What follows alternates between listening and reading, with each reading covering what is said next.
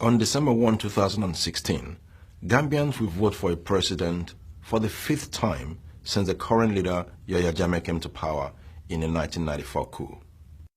President Jammeh and the Gambian security forces have used enforced disappearances, torture, intimidation, and arbitrary arrest to suppress dissent and preserve Jammeh's grip on power over the past 22 years.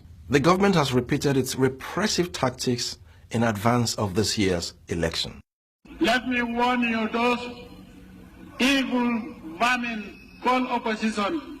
If you want to destabilize this country, I will bury you 90 deep and no Westerner dare say anything.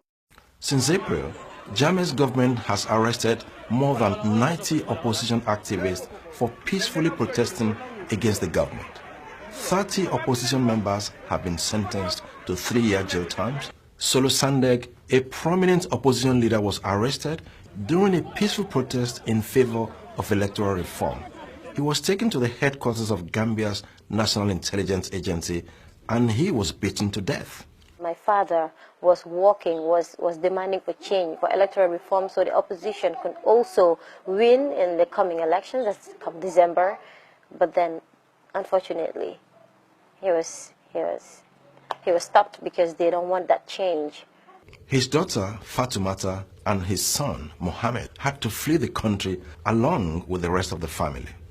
It's not a new thing in Gambia that people get killed by the government and they don't even admit that they have killed anyone, and they deny people from grieving, from sympathizing with the family of the deceased, and that's what the government of the Gambia does, and that shows only the brutality that exists in the current government. The climate of fear is very pervasive.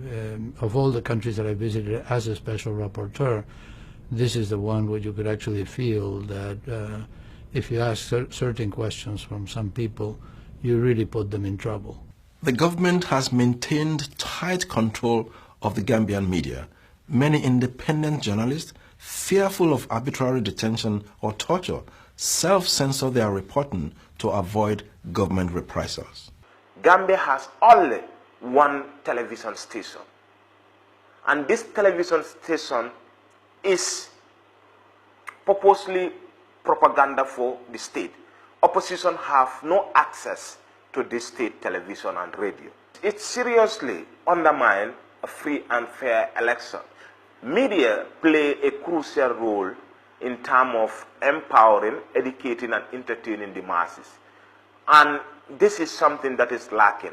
Ahead of December's election, the Gambian government should release peaceful protesters, initiate an investigation into opposition deaths in custody, and grant opposition parties equal access to the media.